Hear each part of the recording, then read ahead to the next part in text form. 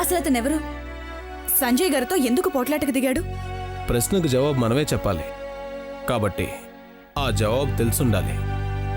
చెప్పు, శాలిని అడిగిన దానికి సమాధానం చెప్పు. శాలిని అడిగిన ప్రశ్నకి సమాధానం నువ్వు చెప్తే బాగుంటుందన్నయ్య. నన్నెలా చెప్పమంటావురా? నేనెలా చెప్పను? ఏమని చెప్పను? ఆ సంజయ్ ఒకప్పుడు నా ప్రాణమిత్రుడని చెప్పమంటావా, లేక వాడు నా భార్యతో చిచి చెప్పుకోవడానికి నోరు రావడం లేదా? నా భార్య చనిపోవడానికి కారణం వాడే. డెఫినెట్గా వాడే నా భార్యను చంపుంటాడు. అయినప్పటికీ వాడి మీద నాకు ఎటువంటి ద్వేషమూ లేదు. ఒకప్పటి ఫ్రెండ్గా వాడంటే ఇప్పటికీ నాలో ప్రేమే ఉంది, ద్వేషం లేదు. కానీ వాడు నాలా కాదు. కానీ వాడు ఇంకా చాలా ఈగోలతో, గిల్టీ ఫీలింగ్స్తో బాధపడుతున్నాడు. అందుకే నన్ను ఇంకా ద్వేషిస్తున్నాడు శాలిని.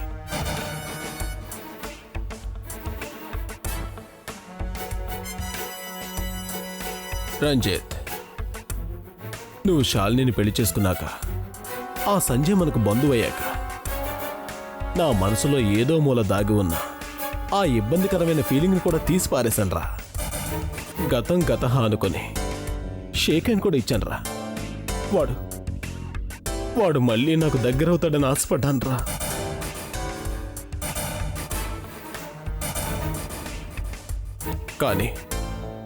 కానీ వాడు అర్థం చేసుకోలేదురా రంజిత్. అదే కోపం, అదే ద్వేషం, అదే అసూయ. ఇందాక ఆ దాసుగాడు గొడవ చేయగానే నేను పర్సనల్గా క్షమాపణ చెప్పడానికి వెళ్ళాను. వాడు రిసీవ్ చేసుకోలేదు, ర్యాష్గా వెళ్ళిపోయాడు.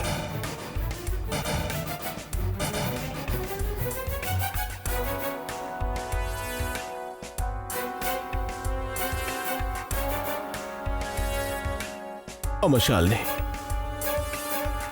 వాడి వలన నా భార్య చనిపోయిందమ్మా. I can bear. వాడి వలన నా బిజినెస్ మొత్తం నష్టం వచ్చింది. I don't mind. Past is past. జరిగిందేదో జరిగిపోయింది. కానీ ప్రస్తుతం వాడు నా బంధువు. అవునా?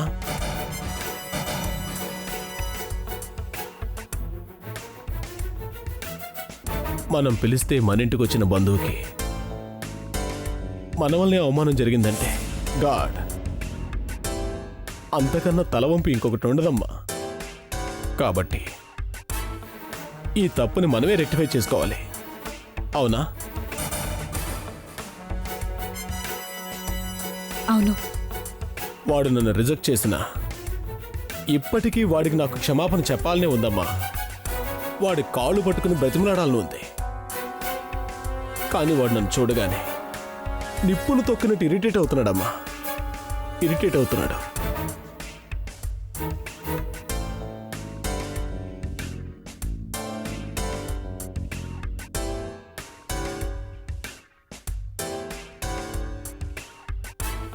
అమ్మ శాలిని, నువ్వు నాకు ఒక సాయం చేయాలమ్మా. చెప్పండి బావగారు, నేనేం చేయాలి? సంజయ్ దగ్గరికి వెళ్ళి నా తరపున, మనందరి తరపున వాడికి క్షమాపణ చెప్పాలమ్మా. అలాగే చేస్తాను. Good, very good. రంజిత్, నువ్వు శాలిని వెంటనే వెళ్ళండి. ఇప్పుడే, ఈ క్షణమే వెళ్ళండి. అమ్మ శాలిని, నాపై అలిగిన నా మిత్రుడి కోసం ఈ ఇంటి తలుపులు ఎప్పటికీ తెరిచే ఉంటాయని చెప్పమ్మా.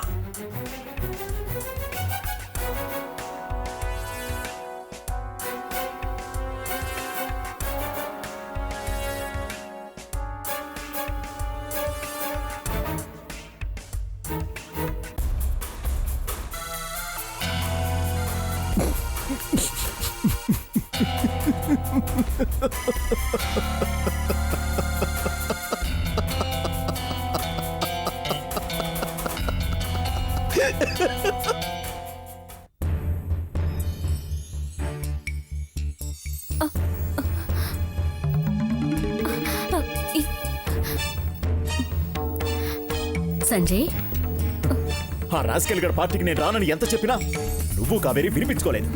అనుకున్నదంతా జరిగింది. ఛీ! అసలు ఏం జరిగిందిరా? ఆ పార్టీకి దాసుగాడనే ఓ చెత్త మీద వచ్చాడు. అవునులే, చెత్త మనుషుల పార్టీకి ఇంకెవరు వస్తారు? చిచి, ఆ రాస్కెల్స్ నాకు రిలేటివ్స్ కావడం నిజంగా నా బ్యాడ్ లక్.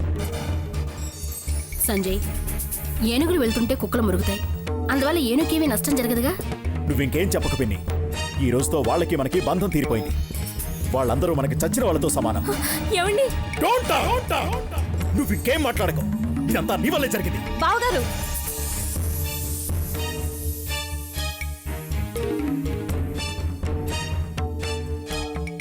జరిగిన దాంట్లో అక్క తప్పేమీ లేదు.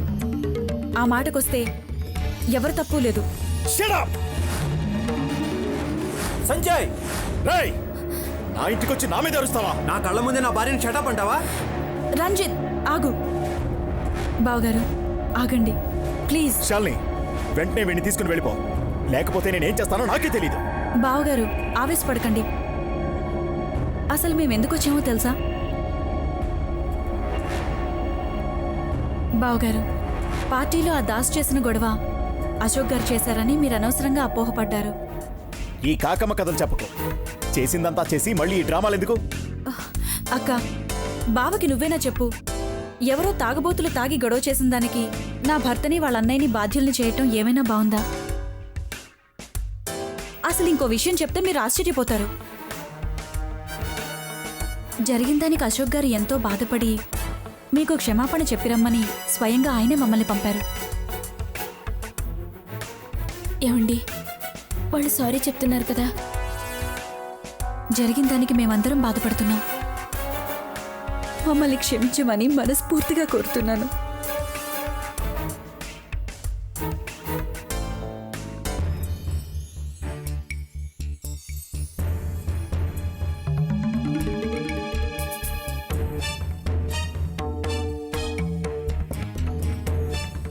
పదండి వెళ్దాం.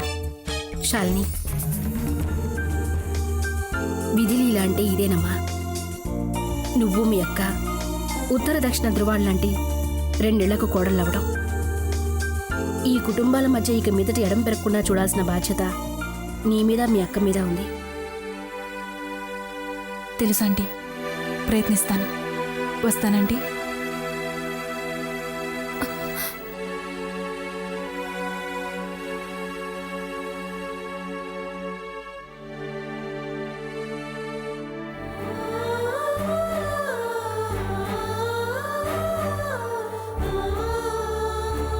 కావేరి,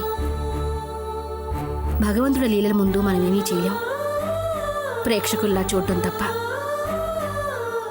నేనొక సలహా ఇస్తాను, వీలైతే పాటించు. నీ చెల్లితో సంబంధం నీకు తప్పనిది, తప్పించుకోలేనిది. కానీ ఆ సంబంధాన్ని అక్కడితో ఆపేయి. కుటుంబాలను ఇన్వాల్వ్ చేయకు.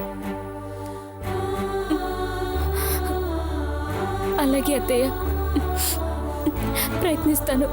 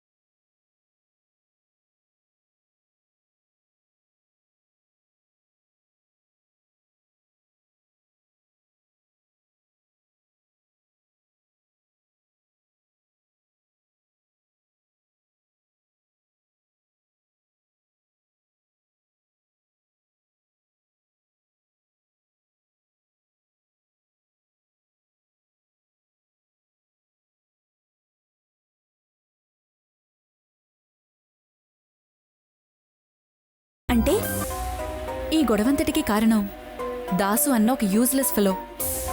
అవును, వాడెవడో కాదు, మా నౌకర్ కన్నమ్మ మొగుడు. అయితే ఆ కన్నమ్మని ఎంక్వైరీ చేస్తే అసలు ఈ గొడవ యాదృచ్ఛికంగా జరిగిందా లేక ఎవరైనా కావాలని చేయించారా అన్న విషయం బయటకొస్తుందిగా. అవును, వచ్చే ఛాన్స్ ఉంది. ఓకే, ఈ క్షణం నుండి నేను అదే పని మీద ఉంటాను. కానీ అవసరమైనప్పుడు నువ్వు కోఆపరేట్ చేయాలి.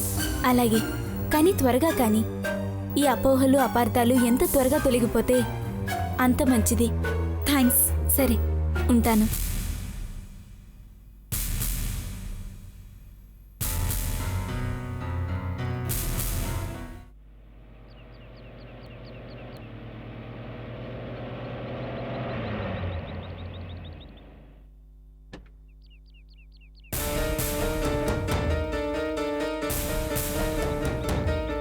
ఏయ్ దిగు. దిగమంటే వినిపించట్లేదా? దిగో. దిగు. రా.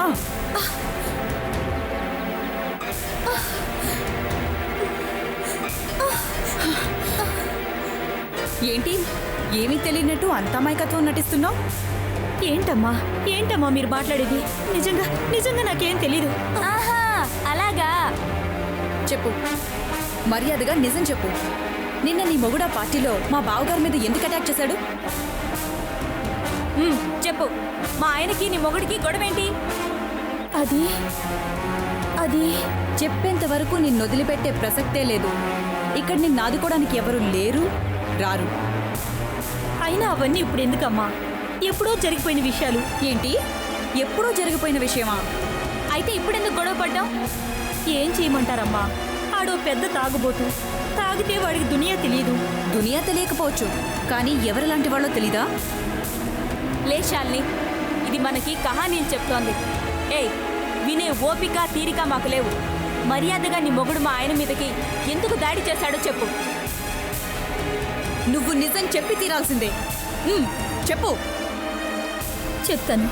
చెప్తానమ్మా. చెప్పు.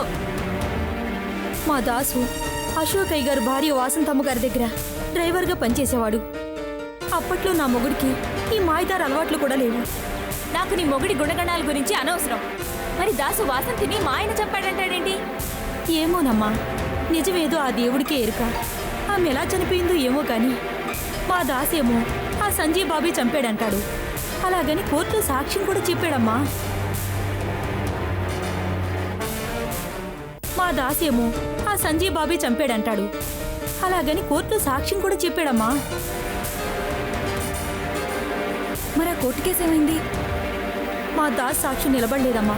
కేసు కొట్టేశారు. తర్వాత ఆ కోపంతోనే అశోక్ సారు దాసును పనిలోంచి తీసేశారు. అప్పటినుంచే తాగుడు మొదలెట్టాడమ్మా. మరి నిన్న పార్టీకి ఎందుకు వచ్చాడు? అది తప్ప తాగి.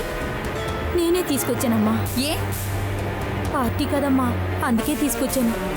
అంతేనమ్మా, నాకు అంతకుమించి ఇంకేం తెలియదు. నన్ను వదిలిపెట్టండి అమ్మా. సరే, నువ్వు వెళ్ళి కారులో కూర్చో. ఆగు. చూడు, నిన్ను మేము ఇక్కడికి తీసుకొచ్చినట్టు, ఈ విషయంపై నిలదీసినట్టు ఎవరికైనా చెప్పావో నీ సంగతి చెప్తాం. సరే, వెళ్ళి కారులో కూర్చో. ఏంటి శాలిని, నాకేమీ అర్థం కావడం లేదు. పైగా తను చెప్పిన దానికి తలా తోక లేవు. అవునక్క, ఏ లింకులు లేవు. అంటే ఈవిడికి దాసు చెప్పిన మాటలు, అశోక్ అనుకున్న విషయాలు తప్ప అసలేం జరిగిందో తెలీదు. కరెక్ట్. అయితే అసలు ఏం జరుగుంటుంది? వాసంతిని ఎవరు చంపుంటారు? ఎంతో డీసెంట్గా డిగ్నిఫైడ్గా బిహేవ్ చేసే బావగారు ఇలా చేశారంటే నో, నేను నమ్మలేకపోతున్నాను. కోపం వస్తే అరిచే మనిషే తప్ప హత్య చేసేంత కసాయివాడు కాదు సంజయ్. ఎలా చూసినా తను హంతకుడు కాదు, అనుమానితుడు అంతకన్నా కాదు శాలిని. లేదక్క, దీని వెనకాలేదో మిస్టరీ ఉంది. ఎవరో కావాలనే బావగారిని ఇందులో ఇరికించే ప్రయత్నం చేస్తున్నారు. వాళ్ళెవరు, వాళ్ళ ప్రయత్నాలేంటో తెలుసుకోవాలి. తెలుసుకోవడమే కాదు, వాళ్ళ ప్రయత్నాల్ని తిప్పికొట్టాలి. అక్క, జరిగిన దాని గురించి నువ్వేమీ వరీ అవ్వకు. ఏం చేయాలన్నది తర్వాత ఆలోచిద్దాం. ముందు ఇక్కడి నుంచి బయలుదేరదాం. పద. అలాగే.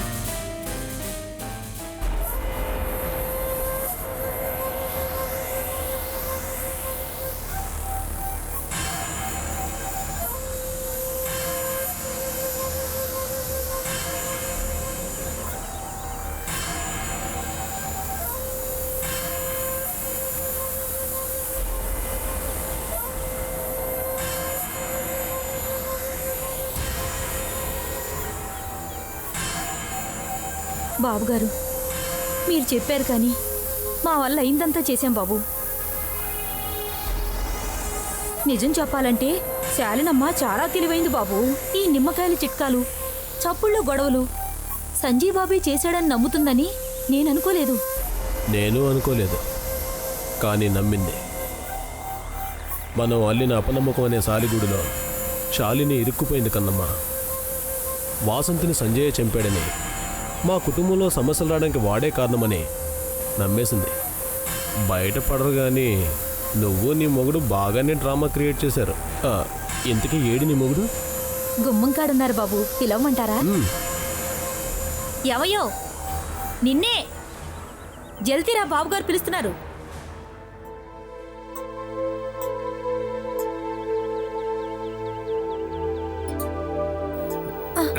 ఎరా అప్పుడే క్వార్టర్ వేసానండి. పార్టీలో పరువు తీసావు కదరా.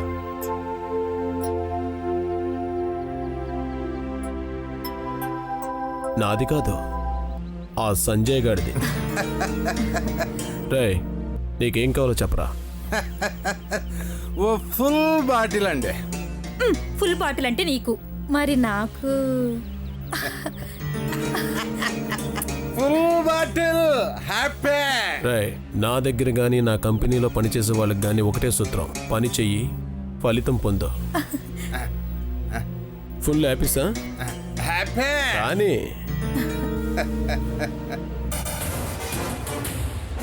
సంజయ్, ఇక్కడ నీ చుట్టూ భయంకరమైన మరణ వ్యూహం పన్నుతున్నాను. అక్కడ నువ్వేం చేస్తున్నావు?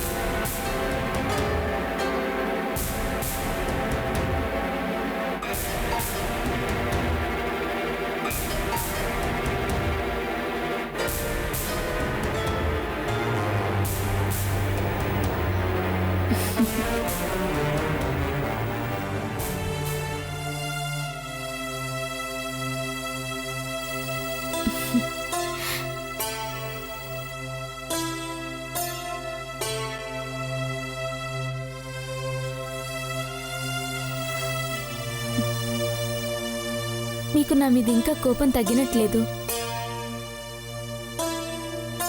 ఆ పార్టీకి మిమ్మల్ని అనవసరంగా తీసుకెళ్ళి మీ మూడ్ పాడు చేశాను కదూ. అయినా ఒక తాగుబోతు మాటలకి వాల్యూ ఏ ఉంటుంది? ఆల్కహాల్ మత్తులో వాగిన వాగుడులో నిజమే ఉంటుంది. శాలిని కూడా జరిగిన దానికి చాలా బాధపడుతోంది. ఏమండి, నా వరకైతే నేను ఆ తాగుబోతు మాటల్ని అస్సలు నమ్మడం లేదు. అందులో ఆవగించంత కూడా నిజం లేదని నేను, శాలిని, అత్తయ్య గారు మేమంతా నమ్ముతున్నాం. మీరు కూడా పట్టించుకోకండి ప్లీజ్.